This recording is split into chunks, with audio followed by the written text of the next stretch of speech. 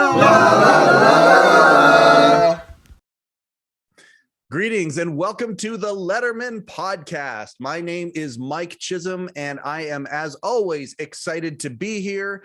I'm excited to take time out of my life and all the things that I got going on around me and talk about David Letterman, the impressions, the imprints that he has left on me as a person, on the folks that come on this show, whether they are a fan, whether they've had a brush with the show, whether they actually worked on the show. Eventually, hey, you never know. Maybe if even Dave comes on the show, whatever it is always fun to sit down and talk a little bit about this iconic piece of culture, of television culture, of broadcasting culture. Very, very excited to be here as always. Very excited for already the response. I mean, technically, the podcast hasn't launched at the time of this recording, and the response that I'm already getting for the podcast is really good. The groundswell, as they like to say in the business, is doing its thing. I'm so excited about that. And today, oh my God, am I excited about our guest. I don't think I'm stretching when I say that our guest is responsible for helping to create the tone of Late Night with David Letterman. And Late Night with David Letterman is really, at the end of the day, the revolutionary vehicle that carried Dave into becoming the legendary broadcaster that he became. In that show, they did a lot of things that were different than the norm, a lot of things that were outside the box. Part of that were because of constraints of the Karzen group that oversaw the show, said, hey, it can't be too much like the Tonight Show with Johnny Carson. You got these kind of rules. We're going to give you some fences here. And as long as they kind of stayed within those fences of being different, they could continue and they could thrive. Well, one of those things was the tone that was set not just by Dave and the presentation and some of the guests and things, but also the band that played, also the different graphic presentations that the show would present. And in that, a big part of that was the bumpers. If you don't know what a bumper is, that's as the show leaves to go to commercial, or the show comes back from commercial, there's a graphic that's put up, and Johnny Carson's legendarily said more to come. On Late Night with David Letterman, those bumpers were very creative and very fun, and in my opinion, did a really good job of setting the tone of the show and actually sort of became a character in the show. The guy responsible, and not just one guy, the first thing he's going to tell you is he was part of a team, but the person who was responsible for those bumpers is a guy by the name of Marc Karzen. Now, Marc has released a book, and I don't know how he did that. We're going to talk about this. I actually talked about this on one of the other podcasts that we did. I did a faux. This show is brought to you by. Look at this. This is the Late Night Bumpers book. Now, if you're a fan of David Letterman, of Late Night with David Letterman, and any of the content that they have put out, you need to get this book. LateNightBumpers.com is where you get it. I love this book, and everything contained within it is, in my opinion, one of the greatest ancillary products outside of the show that has ever been released that captures the spirit of the show. I highly recommend it. Not only am I able to recommend the book and pretend that they're a sponsor of the show, but I'm actually able to talk to the author and the creator of these bumpers, Marc Karzen. Thank you for taking time out of your busy day. I know you're still such a busy guy in the entertainment world. Thank you so much for taking time out of your day to be part of the Letterman Podcast. Great to be here, Mike. Thanks for having me. Man, I got so many questions to ask you, so little time. Now, I'm going to get off right from the get-go. You're going to be on this show today, but this won't be the only show that you're on. We'll set the table a little bit, and maybe the next time that you're on, we can talk deeper about some of the specific bumpers and go through some of the memories of creating some of these beautiful pieces of art. But first and foremost, I guess the first question I have for you is, there's a lot of red tape when it comes to iconic pieces of art like this that were made for a television show owned by a network, owned by a multi-conglomerate business like NBC Universal. You releasing this book, to me, is a triumph. Never mind the contents within the book. Was it difficult to get this book released? Well, it's something that has, been a part of what I did, since the very beginning. About a year into the show, a local restaurant on the Upper East Side who, knew me as a photographer said, "Oh, let's have a show. Let's hang some of your," they love the show, and the show played during, while the restaurant was open. So we had a little photo show there. And a lot of, Dave showed up and the staff and friends and family. This is just 1 year into it. And everybody started saying at that point, "Wow, this would be great in a coffee table book. You should do a book. When are you going to do a book? I'd love a book." So from that point forward, the idea of, making a book, and who knew how long the show was going to be on the air. Right. And as Dave's discussed, 6 weeks, 12 weeks. Hey, once the show hit a year, I don't know if it got picked up for another year, how that worked, but once we were into it for several years and this stuff started coming to life, I started talking to the people internally. Jack Rollins, helped me and navigate the waters and dealing with NBC and getting everybody to feel comfortable about it. So along the way, I had conversations going and everybody seemed keen about it, but it literally took forever. And this is obviously before, internet, email. Yeah. This is letters sent by mail. Yep. And someone walking a letter over here and approving, and things took months and months to happen. So it's like 3 years later. And then towards the end of the NBC show, things were actually coming together. And then obviously everything changed. And it was looking like I was going to be able to make a book of some sort and have bigger exhibitions. And Dave decided, or whatever, not Dave decided, but yeah, the team the decision to go to CBS happened. And so that was the end of my deal. So that was it.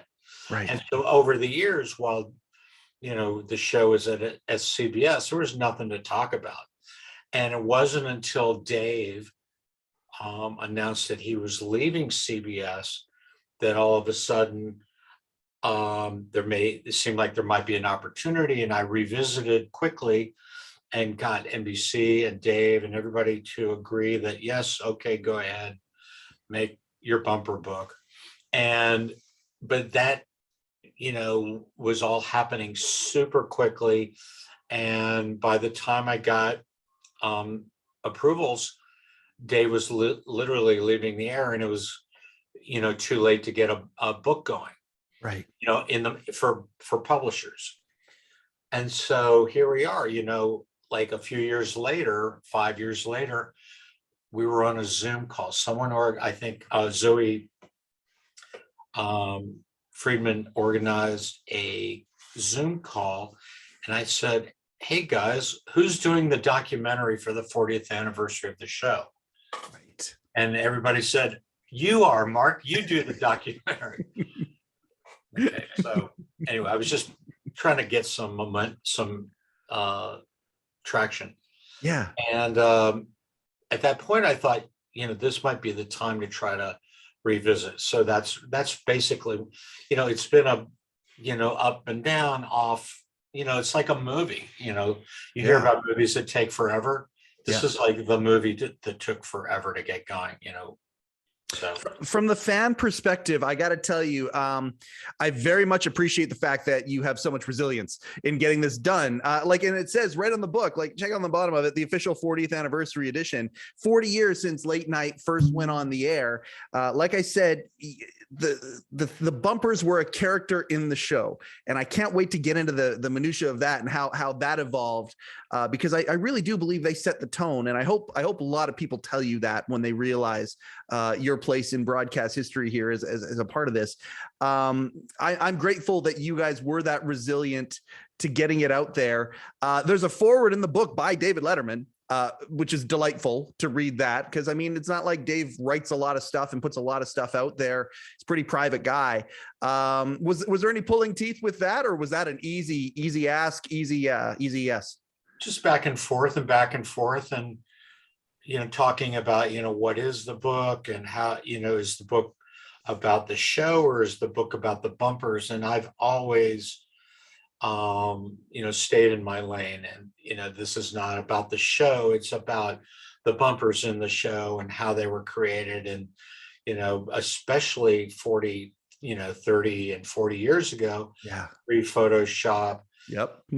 hand done graphics on the prints, shot on film, proof sheets, all of that process, which, people, we obviously take for granted nowadays. So, the book is about the creative process and how the show, how the images worked within the show, which really happened over time. It was nobody really envisioned how the bumpers could be used to punctuate the show.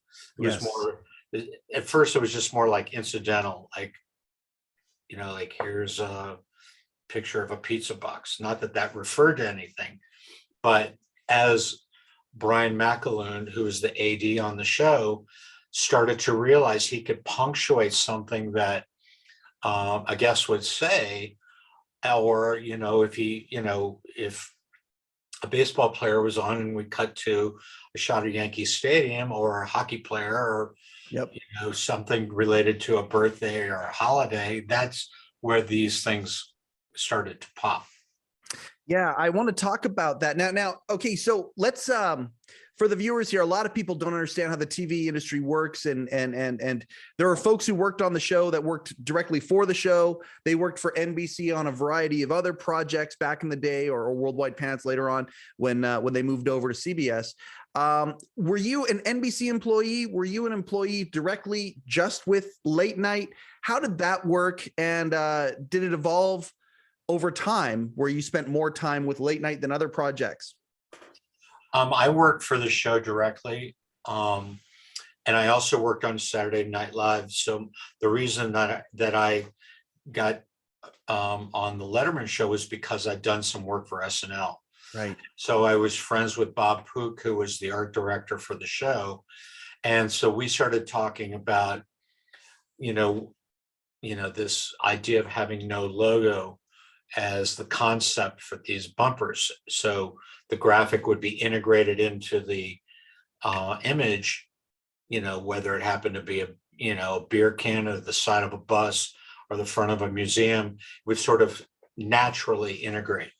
But over time, this other logo kind of evolved and then became a bigger part of the concept. But to answer your question, I worked on the show directly for the show.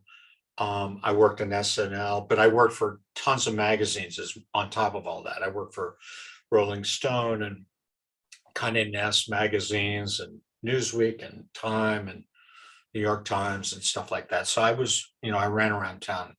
I feel like you've got a memoir in you as well. You just named between SNL, between late night, between Rolling Stone, you've just named some pretty iconic publication or broadcasting institutions. There's a lot of stories in that brain of yours. Ever thought about releasing a memoir with some of those stories? I don't know about a memoir. I mean, I'm thinking about, doing a bigger book that covers a little more ground, but my career has my career is a constant work in progress and always has been. So, on top of shooting, I do lots of other things. I appreciate that. And I'm grateful that you are a friend of the show. And as time goes, we can evolve that and we can talk about some of those other projects you do.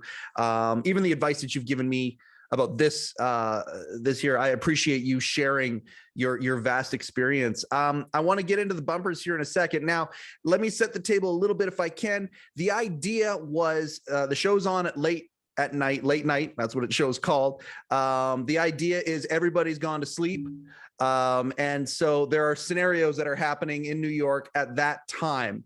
And at that time, the idea of the bumpers would be a snapshot of one of those scenarios happening at that time of night with the late night with David Letterman, either the logo or just even the idea or the text late night with David Letterman be integrated into one of those scenarios. Have I summed up the mission of what a late night bumpers project would be? Yeah, I mean the theme and the tone of the show, which was designed into the main title sequence. Hal and Pook, and I had a toe in it, but the idea was that nothing else is going on in New York. So, the fountains going down and lights turning off at Lincoln Center. Yep. And then the camera tilting up to 30 Rock, and all the windows are out except for one, and pushes in. The concept was everything shutting down, nothing's happening in New York except for this show.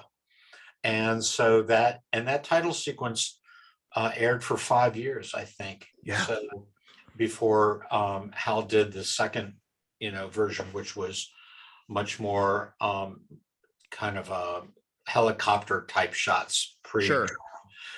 And nowadays with drones, obviously we could do a lot more, but it was that was the idea, and it looked great. Well, and drones, but you alluded to it earlier, Photoshop. Like back then, getting some of these shots, I'm going to just look at the cover image again, which is inside the book. I think today maybe we just focus on this guy here because there's some iconic stuff that has come out of this. The presentation of the book is incredible, and I can't state that enough. So there's a bumper and there's a story behind the bumper in each one. But this is the cover of the book. And I mean, at the end of the day, there was no Photoshop back then. You can't just find some guy to give some loving to his lady and just Photoshop that logo onto the back of the jacket. It's a different time and a different place. The other, we'll get into some of the other ones that you did to integrate the logos and things like that. This is a very, very much an art project. Each one of them is a piece of art. How much work went into, say, the cover there? How many hours was that? Well, the story, this shot has a big story behind it. Yeah. The story is that, one night in the art department up in the graphics department at NBC during SNL, we were hanging out, and watching the live feed in the art department, getting ready to, walk up on stage and hang out and then go to the after party, which, we all did a lot. And on the table of one of the, workbenches were all of the Major League Baseball logos, like on a photostat sheet. And I was just looking at it, and there was, I kind of thought, wow, we should do like a Letterman jacket for the Letterman show. And looking at all these logos, the Baltimore Orioles logo and the Dodgers had that whoosh look, and I just started drawing it. So late night with the whoosh underneath, and took that sketch and gave it to Pook, and I said, what if we do like a Letterman jacket? And so he gave it to one of the designers. I don't know if Pook did it or one of the other designers, cleaned it up, gave it to wardrobe, and they cut out a logo, stuck it on the back of a jacket, and we did the first bumper with that quote Letterman jacket.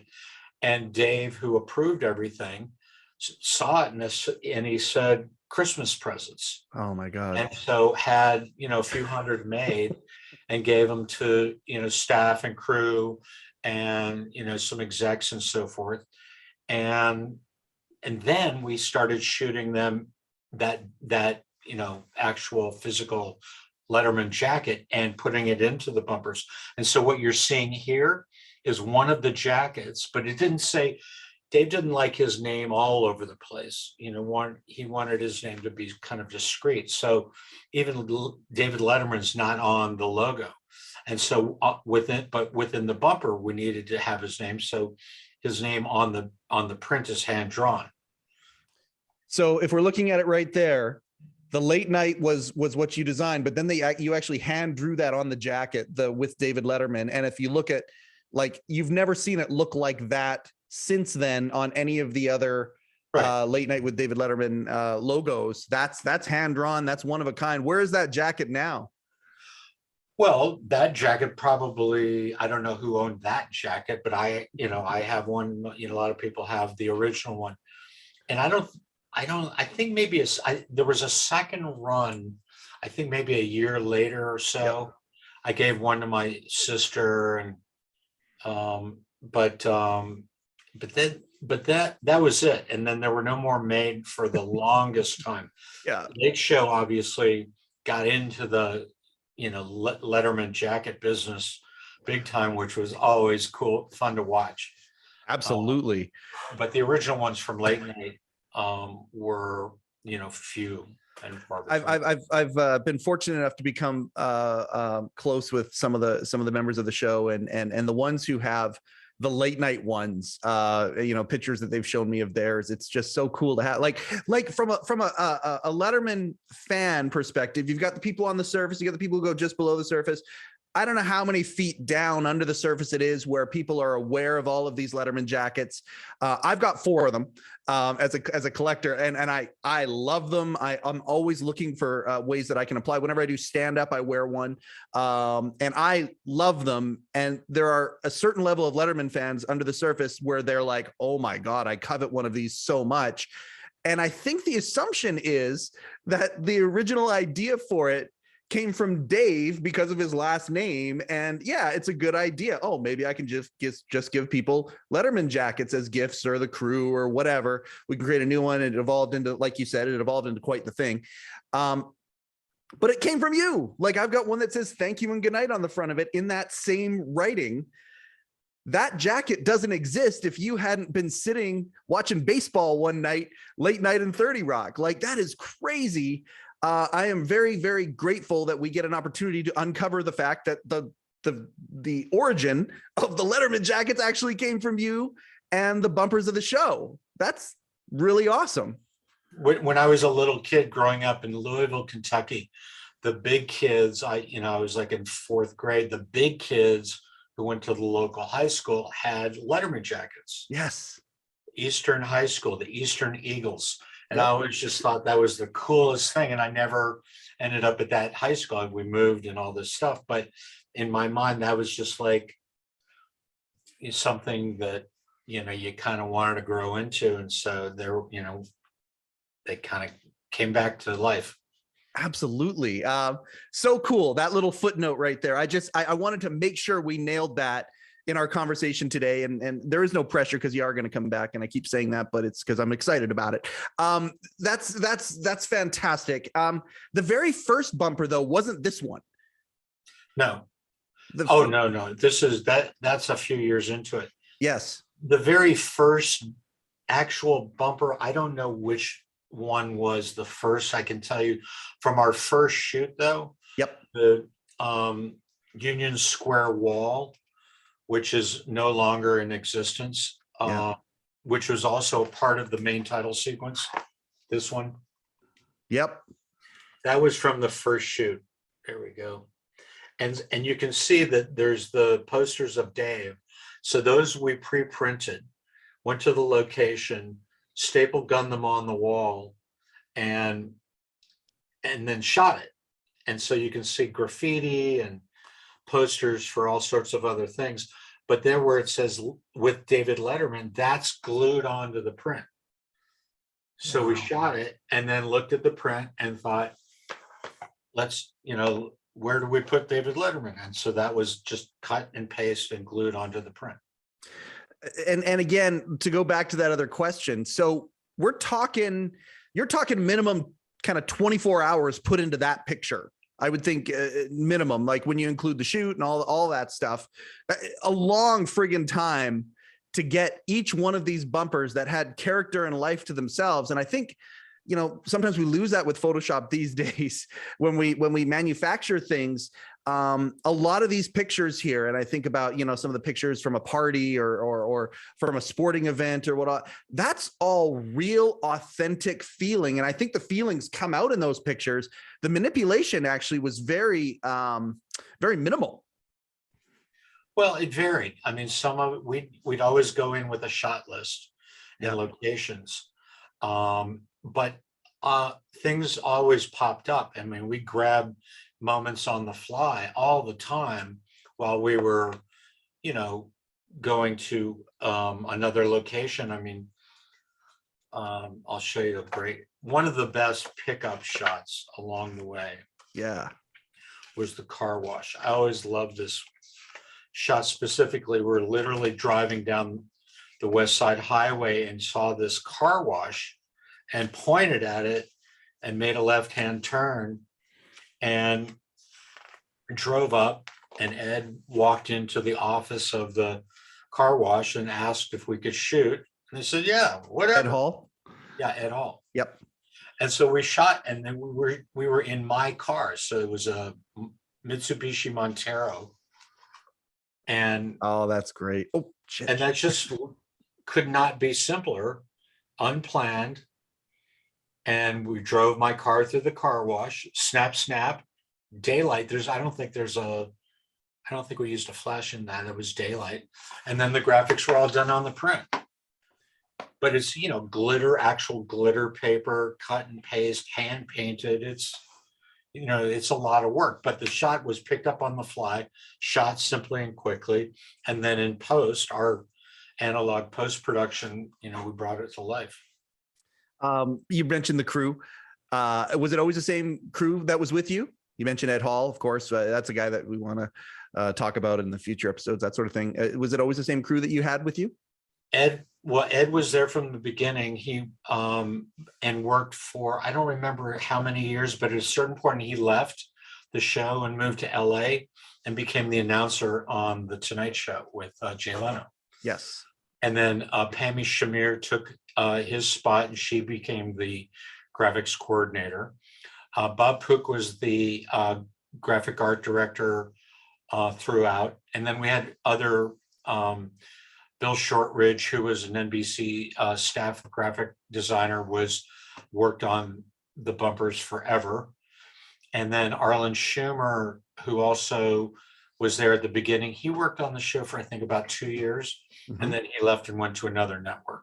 So I shot everything. That's the one thread. I shot everything. Mm-hmm. Pook oversaw everything. Ed left after a while. Bill Shortridge, I think Bill was there for the whole time as well. And then Arlen left after 2 years. This is a fanboy question. But at the end of the day, it's a fascinating one to the fanboys, or to many of us, maybe just to me, I don't know. But the question is this: how long did it take you? Because I mean, sometimes when you're in it, it's hard to see the reaction. It's like the person who's the assistant with the magician. They get the curtain pulled back and it's all there. You're part of you're watching the sausage get made. But I imagine there must have been a time as Dave and company. I don't even say just Dave. It's Dave and company, because all of y'all were a part of the tapestry of this iconic imprint. Really went on an upward trajectory. And that's where the momentum really started kicking in. At what point did you realize that was happening? And did you know that you were such a part of that in creating that tone with these bumpers and the other things that you did on the show? The show started to really, once there was confidence and momentum and everybody who was, on the edge of pop culture, not to mention Saturday Night Live being shot in the same building. Absolutely. Yeah. And guests and cast members from SNL coming over, not to mention Bill Murray, in the first episode and so forth. And writers who also came from the first 5 years, who came over to Letterman for a while. And then when Lauren came back, then some of them went back over to SNL, like Jim Downey and so forth. So Prost and Gamble. So there was this incredible ecosystem of creativity. And for me as a photographer who was just working on this one aspect of the show, to be surrounded by this, this world of creative people who were working on so many levels. I'd never been inside of a TV show prior to that. I'd worked freelance a little on SNL, but that was just, a few shots here and there. Sure. But to be a part of this world and have access to the show is certainly career changing and life changing for me. I went to, NBC University. That's where I learned television and working with, a large team of people, bookers and, hair and makeup and the, post people and the live production crew and sitting in the control room. I mean, that was unbelievable for me. I hate that time is so slippery when I turn this this recording technology on, but it's slippery. There's only two other things I want to cover here before we say goodbye. Well, before we're not saying goodbye, we're saying see you later.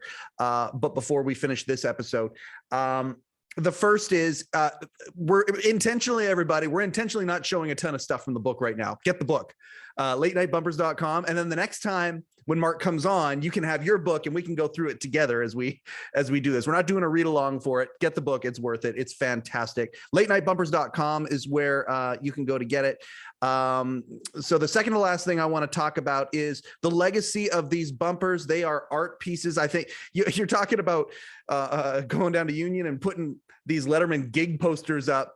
I mean, there are people out there who would freak out to have one of those, things like that. But these bumpers themselves, you actually have exhibitions where some of the originals and prints are available. The legacy of this thing is it's still continuing, and you actually have the ability to allow some of us to share in that.